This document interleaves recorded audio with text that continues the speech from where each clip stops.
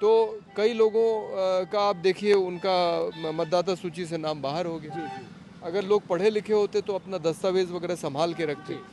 तो इसका बहुत नुकसान हुआ है बिहार में और देश में भी होने वाला है। कल एक सज्जन है, पहले राजद में थे, बड़े पदाधिकारी इस जिले के, उन्होंने हमसे कहा कि ये बताइए कि आप सोशलिस्ट पार्टी कैसे खड़ी कर लेंगे इस दौर में जबकि पूंजीवाद का जोर है और जातिवाद का जोर है। 20 साल कोई आदमी मुख्यमंत्री रहे और फिर कहे कि केजी से पीजी शिक्षा मुफ्त देंगे, तो ये तो जनता के साथ धोखा है ना। आप 20 साल से क्या कर रहे थे? आपने मुचकुंद दुबे आयोग बनाया, क्यों नहीं लागू किया? कि कॉर्पोरेट दबाव जो एजुकेशन पर है वो सरकार के ऊपर भी है कि शिक्षा को निजीकरण में ही रहने दे। लेकिन जितना लोग सोशलिस्ट पार्टी को यहाँ जानते हैं, पार्टी के खत्म होने के बाद भी, उतना मैंने और कहीं नहीं देखा। उत्तर प्रदेश में तो लोग पूछते हैं कि ये कौन सी पार्टी है। मैं देखिए पाकिस्तान 10 बार गया हूँ और एक बार ऐसा भी मौका मिला कि कुलदीप नैयर के नेतृत्व में हम लोग वहाँ के राजनीतिक दलों से भी मिले। पाकिस्तान में जब मैंने नवाज शरीफ को देखा और शहबाज शरीफ को देखा तो मुझे मुलायम सिंह और शिवपाल की याद आई। अब यहाँ एनडीए के एजेंडा में एक सीता माता का मंदिर भी बनना है मिथिला में। हाँ, और केरल की सरकार जब बात करती है तो सिर्फ आम आदमी से जुड़े मुद्दों की बात करती है। हम लोग का एजेंडा स्पष्ट है कि हम लोगों को सरकार के ऊपर दबाव बनवाना है और जनता के मुद्दे पर। और हाँ, सबसे पहला काम यह है कि समान शिक्षा प्रणाली को लागू कराना है। दोस्तों नमस्कार, मैं इस समय जो है सुपौल जिले में हूँ और पिपरा इलाके में हूँ। तो बिहार असेंबली चुनाव में सोशलिस्ट पार्टी ने भी अपने उम्मीदवार उतारे हैं और सोशलिस्ट पार्टी के प्रधान महासचिव संदीप पांडे जी मेरे साथ हैं। तो यहाँ प्रदेश सचिव भी हैं, इनसे भी बात करेंगे। ये बताइए कितने प्रत्याशी लड़ा रहे हैं आप, किन किन क्षेत्रों में हैं वो जो लड़ रहे हैं, और अगले उस पर आएंगे तो हम मुद्दे पर बात करेंगे। जी देखिए, सोशलिस्ट पार्टी इंडिया इस समय बिहार में 8 क्षेत्रों से चुनाव लड़ रही है जी, जिसमें 4 का मतदान हो गया है और 4 का होने वाला है। अच्छा। पिपरा से भी हमारे उम्मीदवार हैं दुखीलाल यादव जी। अच्छा अच्छा। और एक उम्मीदवार है झंझारपुर से जिसको हमारी पार्टी समर्थन दे रही है। अच्छा जी। बाकी आप चूंकि यहाँ होंगे, लगातार जनता से मिल रहे होंगे, आपकी सभाएं हो रही होगी, क्या मुद्दे क्या बन रहे हैं बिहार के चुनाव के? देखिए मुद्दा हम लोगों ने पहले दिन से ही तय किया हुआ था।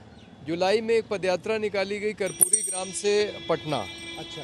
कर्पूरी ठाकुर के गांव से जयप्रकाश नारायण का जो निवास हुआ करता था कदम कुआं, और हमने ये तय किया कि समान शिक्षा प्रणाली बिहार में लागू हो। इसको हम मुद्दा बनाएंगे। जी। नीतीश कुमार के मुख्यमंत्रित्व काल में उन्होंने एक मुचकुंद दुबे आयोग गठित किया था। जी जी। जिसकी 2007 में सिफारिश थी जी। कि समान शिक्षा प्रणाली लागू की जाए। हाँ। लेकिन उन्होंने नहीं किया। जिस तरह से शराबबंदी लागू कर दी उस तरह से मुचकुंद दुबे आयोग की सिफारिश नहीं लागू की। कि विजयन भाई बताएंगे कि क्यों नहीं लागू की, उसका रहस्य ये जानते हैं। लेकिन हम लोगों ने कहा कि अगर ये लागू नहीं होगी तो बिहार का जो शैक्षणिक पिछड़ापन है, नीचे से तीसरे नंबर पे साक्षरता दर है। और देखिए अभी यहाँ पे जो मतदाता, मैं इसी में अगर कोट कर दूं, 14% अभी जो सर्वे हुआ है, जो सवर्ण है वो भी जो सिर्फ 14% ही उनकी आबादी ग्रेजुएट है। मतलब जो सबसे आगे बढ़ा हुआ है उसका 14 है, पिछड़ों का 7 है और दलितों का और भी बुरी स्थिति है। तो यहाँ ग्रेजुएट पैदा नहीं हो रहा है, शिक्षा जो है लोग ले ही नहीं रहे हैं। बिल्कुल। तो हमारा ये था कि भाई वो एक बात है, और दूसरी बात जो मतदाता पुनरीक्षण हुआ और अब पूरे देश में हो रहा है, तो उसमें लोगों के पास दस्तावेज ही नहीं थे जी। अपना जन्म तिथि प्रमाण पत्र ही नहीं था। तो कई लोगों का आप देखिए उनका मतदाता सूची से नाम बाहर हो गया। अगर लोग पढ़े लिखे होते तो अपना दस्तावेज वगैरह संभाल के रखते। तो इसका बहुत नुकसान हुआ है बिहार में और देश में भी होने वाला है। क्योंकि ज़्यादातर गरीब लोगों के पास, और बिहार में तो आपको मालूम है बाढ़ भी आती है, तो जो अपना घर नहीं बचाएगा वो अपना कागज़ क्या बचाएगा। तो एक इसलिए ज़रूरी है। दूसरा जो हाल का उदाहरण है केरल का, जिसके मुख्यमंत्री ने घोषणा की कि केरल में 64,000 अति गरीब परिवारों को उनकी स्थिति से उबार दिया। तो वो क्यों हो पाया केरल में? क्योंकि केरल में भी देखिए आप, साक्षरता दर सबसे ज़्यादा है जी। उनके विकास के मानक तो कई बार पश्चिमी देशों से भी अच्छे हैं। और जब इंसान पढ़ा लिखा होता है तो वो अपने अधिकारों के लिए भले ही न लड़ पाए, लेकिन उसके अधिकार का हनन कोई नहीं कर सकता। तो ये बहुत ज़रूरी है। वैसे बिहार में राजनीतिक जागरूकता बहुत ज़्यादा है, मैं कहूँगा। और कल एक सज्जन है, पहले राजद में थे, बड़े पदाधिकारी इस जिले के, उन्होंने हमसे कहा कि ये बताइए कि आप सोशलिस्ट पार्टी कैसे खड़ी कर लेंगे इस दौर में, जबकि पूंजीवाद का जोर है और जातिवाद का जोर है। तो हमारा उत्तर यही है कि जो आम जनता के मुद्दे हैं, जिस तरह से केरल की सरकार ने एकदम इस पे केंद्रित करके शिक्षा पे, चिकित्सा पे, रोजगार पे और लोगों को घर बनवा के लोगों को गरीबी से निकाला है, उसी तरह से हमारा ये मानना है कि इस तरह के मुद्दे ही उठाने पड़ेंगे। एक आपको रोचक बात ये बता दें, दिल्ली में अरविंद केजरीवाल ने महिलाओं के लिए बस फ्री की। सोशलिस्ट पार्टी के इस चुनाव के घोषणा पत्र में ये शामिल है कि सारा यातायात मुफ्त होना चाहिए। रोटी, कपड़ा, मकान, यातायात, दूर संचार, ये मनुष्य की 5 भौतिक आवश्यकताएं हैं। ये जिम्मेदारी पूरी सरकार की है और ये पूरा मुफ्त होना चाहिए। और आप देखिए जोहरान ममदानी ने ये उसका एक मुद्दा था जब उसने चुनाव लड़ा कि बस सेवा न्यूयॉर्क में फ्री होगी। हम लोगों का कहना है कि बस और ट्रेन सब मुफ्त होना चाहिए। संदीप जी, अभी मैं कुछ क्षेत्रों में गया था, खास करके डोम बस्तियों में, मुसहर बस्तियों में, यहाँ जो सबसे गरीब जातियाँ हैं, सबसे निचले हिस्से के लोग हैं, मैंने देखा कई हिस्सों में तो उनके मतलब शौचालय तक की व्यवस्था नहीं थी, पीने के पानी तक की व्यवस्था नहीं थी। स्कूल उनके यहाँ पता चला इलाके में था, उसको शिफ्ट कर दिया गया किसी दूसरे इलाके में। तो हमको लग रहा है कि बातें यहाँ बहुत हो रही, लेकिन जो गरीब है यहाँ का और उसके जो मुद्दे हैं, सबसे बुनियादी सवाल, वो एजेंडे से बाहर हैं, उस तरह से काम नहीं कर रहे हैं। तो इसको किस रूप में देखा जाए? नहीं, तो हम लोगों ने इसीलिए ये सारे मुद्दे उठाए हैं कि अब बताइए 20 साल कोई आदमी मुख्यमंत्री रहे और फिर कहे कि केजी से पीजी शिक्षा मुफ्त देंगे, तो ये तो जनता के साथ धोखा है ना। आप 20 साल से क्या कर रहे थे? आपने मुचकुंद दुबे आयोग बनाया, क्यों नहीं लागू किया? भाई क्योंकि समान शिक्षा प्रणाली में तो शिक्षा मुफ्त होगी। तो ये जनता को धोखा दे रहे हैं। इनको केरल से सीखना चाहिए कि कैसे जनता के मुद्दों पे केंद्रित करके आप सही अर्थों में विकास कर सकते हैं। तो हमारे जो मुद्दे हैं वो सारे आम जनता को प्रभावित करने वाले हैं, और वो मुद्दे हैं जो बिहार को, जो उसकी अति गरीबी है, पिछड़ापन है, उससे उबरने में मदद करेंगे। विजयन जी, आप तो बिहार में ही रहते हैं, तो अभी जो तस्वीर बन रही है, आपके नज़रिए से क्या मुद्दे उभर करके आए हैं? जबकि एक फेज का चुनाव हो भी चुका, अब दूसरा फेज होने जा रहा है, आज आखिरी दिन है प्रचार का। जी, हम लोगों ने शिक्षा का मुद्दा बहुत पहले से शुरू किया है। अच्छा। एक्चुअली आपके चैनल के माध्यम से आपको बधाई देते हैं, और हम ये कहना चाहते हैं कि शिक्षा तो एकदम से हमारे हाथ से निकल गया है। हाँ। शिक्षा में जो कोचिंग सिस्टम है, उसको माफियाओं ने अपने कब्जे में ले लिया है। इसकी लड़ाई बहुत पुरानी है। पटना यूनिवर्सिटी में कई लोग इसमें, आपको मालूम, राजेश टाइगर वगैरह का शहादत हुआ, झंझट बहुत आया, तो ये और बढ़ता जा रहा है। अच्छा। बहुत बढ़ रहा है।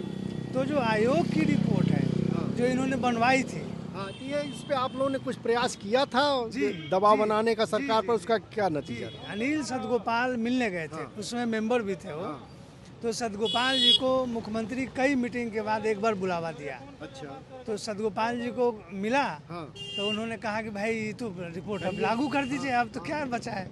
तो उन्होंने बड़े उसमें रुष्ट हो के बोला कि भाई आप रिपोर्ट दे दिए ना, वो हमारा काम है, हम करेंगे। इसमें हमारा ये समझना है कि कॉर्पोरेट दबाव जो एजुकेशन पर है, वो सरकार के ऊपर भी है कि शिक्षा को निजीकरण में ही रहने दे। शिक्षा, चिकित्सा, ये सारा चीज निजीकरण में है। ये एक हिजनियत ही नहीं है, फिर एकदम नहीं, कभी नहीं। वो तो रिपोर्ट बंदोपाध्याय कमीशन का ही बनाए थे, वो भी ऐसा ही पड़ा हुआ है। अच्छा संदीप जी, सोशलिस्ट पार्टी से आप हैं, आप देखिएगा पूरी विरासत है बिहार के अंदर है, पूरा जेपी से लेके लोहिया, कर्पूरी ठाकुर, फिर आप लालू से लेके जो है नीतीश, और सत्ता भी रह गई करीब 35-40 साल हो गए इन लोगों के, दोनों के।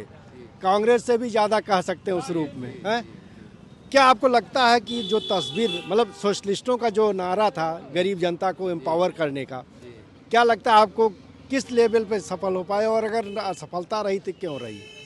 देखिए, मैं पूरे भारत में घूमा हूँ कई जगह। 13 राज्यों में तो हमारी, ध्यान में रखते हुए बिहार अभी भी सबसे निचले पायदान पर खड़ा है। 13 राज्यों में तो पार्टी की इकाई है हमारी। लेकिन जितना लोग सोशलिस्ट पार्टी को यहाँ जानते हैं, पार्टी के खत्म होने के बाद भी, उतना मैंने और कहीं नहीं देखा। उत्तर प्रदेश में तो लोग पूछते हैं कि ये कौन सी पार्टी है, और यहाँ अगर आप बोलिए सोशलिस्ट पार्टी तो वो बोलेंगे कि अच्छा वो बीएन मंडल वाली पार्टी, वो विनायक यादव वाली पार्टी। हाँ, कर्पूरी ठाकुर और लोहिया जी का नाम तो सब लोग जानते हैं, लेकिन विनायक यादव, बीएन मंडल और तमाम यहाँ अनूप लाल यादव, यहाँ लोग तमाम नाम ले रहे हैं।